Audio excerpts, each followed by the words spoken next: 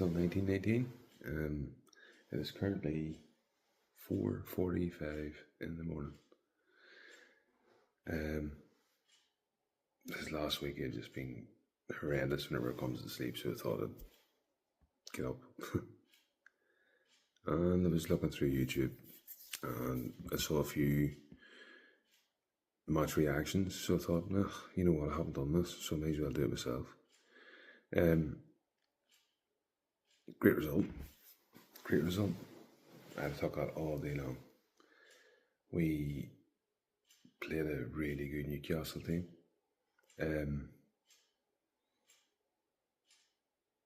No, didn't score. This people will be negative and say, oh, you didn't score.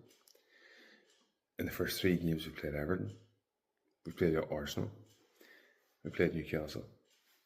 Everton have strengthened, but very much so, with Jack Grealish, Dewsbury Hall, Barry. There's a number of players that they've strengthened with. Brilliant result. Arsenal was Arsenal. I'm not going to go for that again. But that Newcastle game, we all seen on Monday night what Newcastle did Liverpool with 10 men. I thought we controlled them. Now, I'm going to be honest, I didn't see the whole game. I seen the second half. I was away I took the children to a place in just outside Dublin actually yesterday. There's a theme park called Emerald Park. Got back, watched the whole second half, got the first half after the game, but I thought we were in control most of that game. I do not like Gruev in the position where he's at, what really gets me is whenever he drops back into the defence as a 3. It's like, you know, at times you're looking at it going, he's 5 yards from the centre backs, and you're like, why? Just push up the park. But it works. This is why I'm not a manager. I can talk shite, but I'm not a manager. But we have what we have. And let's be honest, we needed that body in their midfield against Newcastle. Their midfield is Bruno. Bruno is a warrior in there, with some quality as well. Tonali, wow, great player. And those 2 men were very limited yesterday. I thought Stack goes so much under the radar. He does so much. He picks up space where he cuts out the pass without even having to put in a tackle. He does so much leg work. He's very good against the ball. Very good against the ball. And I thought yesterday was no exception. I thought he was top drawer. But Sean Longstaff, wow. People sleep on that man. We all give off in the middle of the week about the Sheffield Wednesday game. But players rise to an occasion, big players do. And I thought yesterday Sean Longstaff was all over the place. That tackle that he made on Bruno in the middle of the park was at 17-18 minutes into the game. Just lifted the tempo, got the crowd involved. Just everything we needed. With Ampadu and Tanaka out in the last 2 games. Well, Tanaka, this game, it just, to me, shows levels. If you bring Ampadu into that midfield and you've got Tanaka and Gruev on the bench to back them up, we could do well this season. When I say do well, I'm not saying we get to Europe, but we could definitely get mid-table, you know, below the bottom half mid-table. The main concern is in front of goal. Our defence, by the way, I thought was brilliant. Before the game, I saw the lineup and I was like, oh, come on, where the hell is Bijou? I was like, I can't be doing with Strike. But I thought Strike and Rodon were brilliant. Goodmanson, wow. He's better every game. He's growing into that position, growing into the... I think he likes playing at home. I think he seems to be a very energetic player. He's up and down there like a yo-yo. Bogle as well. Bogle. People had doubts with Bogle. I had to be honest, I had doubts with Bogle. Bogle come on the pitch yesterday, and I thought he was amazing. I thought he done brilliant. He done some fantastic runs forward, caused a threat down the right. But the main priority was his defending yesterday, and he was up and down there like a yo-yo all day. I thought Perry, to be fair, Perry done a couple of issues with his kicking, but none major. I like the fact we're not tippy topping it round the back against these better teams. Newcastle's a pressing machine. You can't be tapping it round the back. You get absolutely pummeled if you do that with Newcastle and Arsenal. When you see Strike taking a goal kick, passing it to the goalkeeper, listen, you can't do that against these top 7, 8 teams in that league. The likes of a Forest or a Newcastle, a Liverpool, Man City. They'll press you into oblivion and you lose 5 or 6. What's happening against Arsenal? It is what it is. 10th in the table. 3 games, 4 points. I'll be brutally honest with you. I was speaking to my father before the game and before the season. We were hoping, at best, 3 points. At worst, a point after the first 3 games. And the crazy thing is, if we had took the worst case scenario, which was a point, we still wouldn't be bottom of the table. We're currently 4 points, which sits us in 10th place. We get hammered by Arsenal. Everybody knew it was coming. And again, what I say, it's not a defeat, it's the manner of the defeat. I think that the Newcastle game goes a long way, in my mind, to show we have the mentality to bounce back. And in this league, we're going to need that mentality because the Premier League punishes you. We know one mistake, you can be punished, but you've also got to take your chances. And this leads me on perfectly to the next part. I'll not keep long. It's early. We've already done 7 minutes, so I don't want to keep you long. Today's Sunday, going on to 5 o'clock in the morning.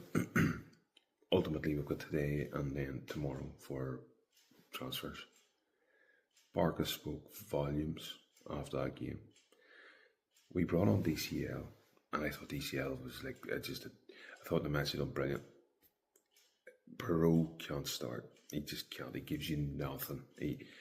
Our defence starts in our attack. DCL leads that line, presses, constant pressing, constant movement, constant physicality, The match had done it all game. DCL took it to another level when he came on, whenever I think he was making the runs. Jack Horse was so unlucky just that the ball through the DCL was just slightly in front of him, and I think he was on. But we are lacking. We need a right midfielder. I still think we need a 10. We have to be able to change it up to go for a game. And I think we need a centre forward. I don't think Perot counts in this league. There's people out there that love Perot and always will because of what he's done for the club and in the championship. And that's okay. I just disagree. I just don't get it. I'm going to throw something out there as well, and some people might agree and some people won't. Josh Sargent has played 4 league games this season and got 6 goals. There's 4 games gone. Perot got 19 last season and he was the top goal scorer in the championship. If we're all going to give Perot an opportunity, but the same people want Perot to start or to play, let's say Josh Sargent isn't good enough. If Sargent stays fit, again, there's that caveat. He's got 42 more games and he's got 13 goals behind. He's 13 goals behind Perot. He smashes that.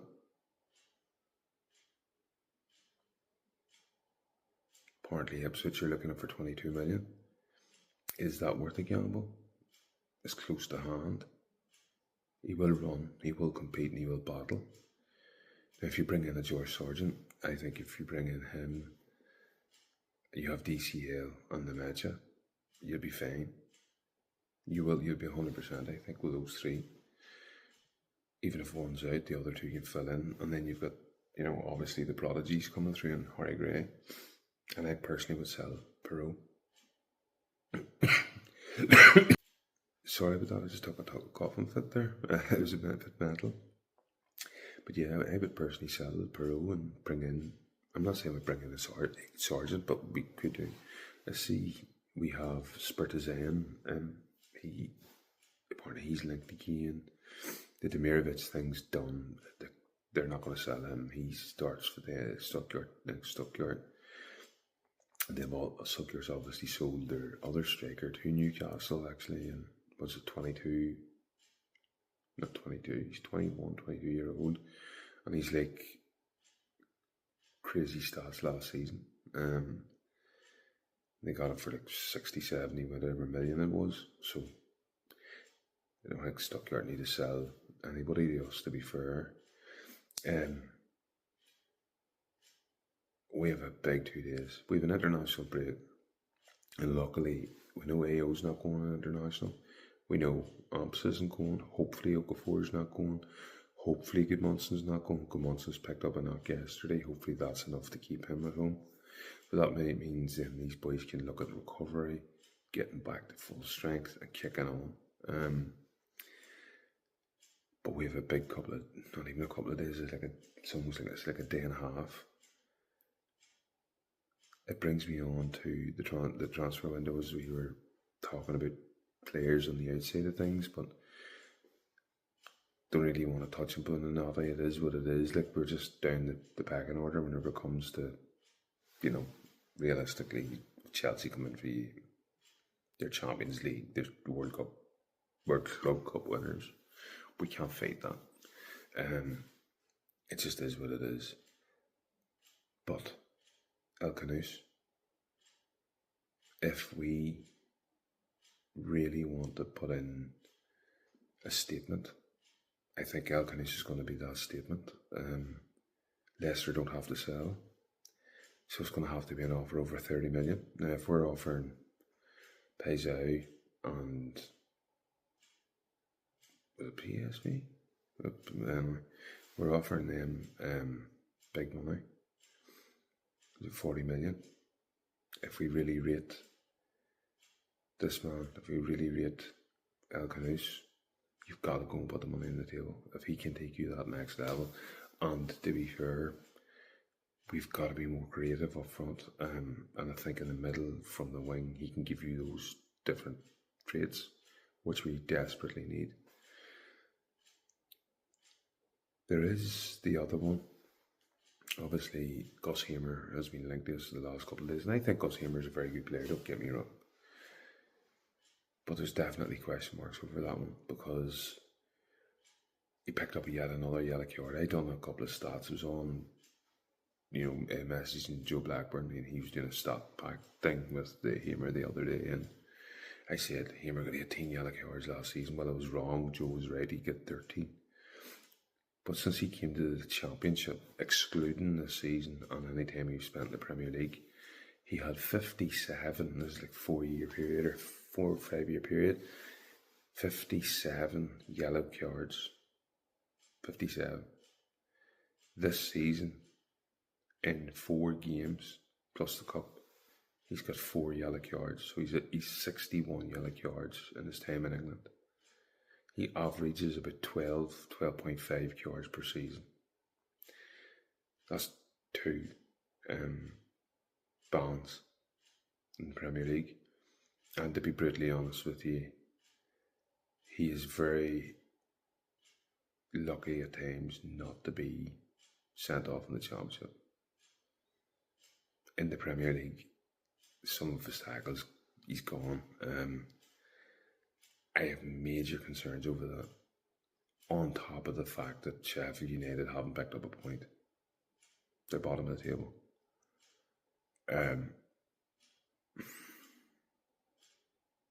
He's probably a very good player. We all know he's a very good player. What shade am I talking? But for the money that, do we not just go? People say about Manor. Do we not go and get Manor Solomon? knows the club loves him, the fans love him. Put him on the left, Okafor on the right. They both can cut in. Switch them, they can go on the outside. I'd rather get Monner Solomon. If we could bring Monner in, I'd rather have Monner. I don't know. They're different players. I know Henry can play through them. Look, let's be honest. We're crying out looking a right winger. We're crying out looking a number 10. We're crying out looking someone who can play in the 10 but drop back into an 8 to cover like Inucci. We're crying out looking a number 9. We're not going to get all these places, but you know, that's four players that we need just to compete. But you can bring in 2, that can maybe 3 that can play in those spaces. And we forget the loan market. We were going to loan Buonanotte.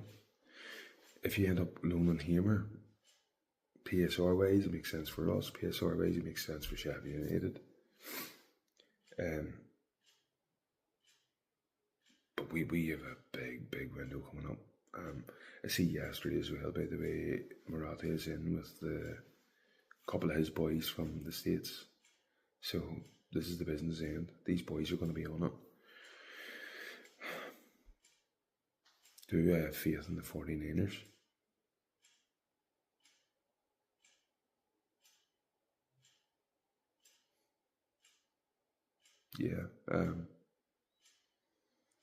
Yeah, I think I do, but the problem is our place. And when you're a big fish in a small pond in the championship, and you're shopping in a market, a specific market, you can attract those players.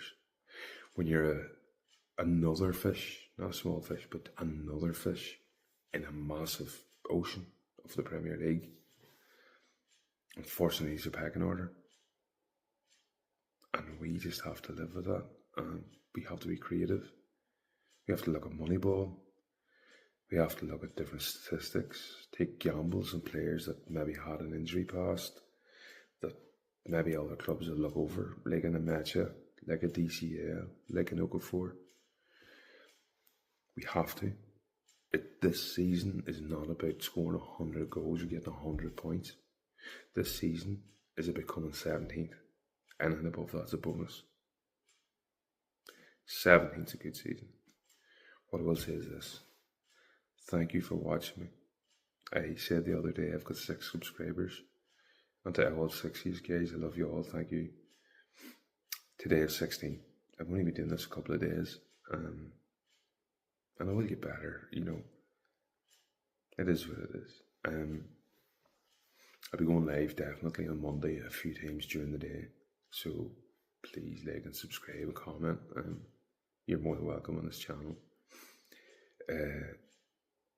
I will definitely be interacting with anybody that likes and subscribes.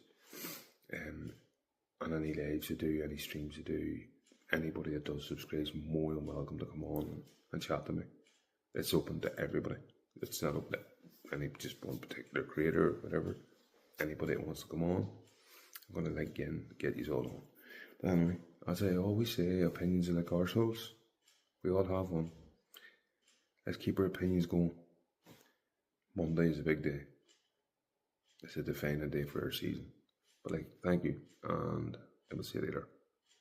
I might be on later on, hopefully if we have a busy Sunday, but the 49ers do like to sleep at the weekends. Good luck.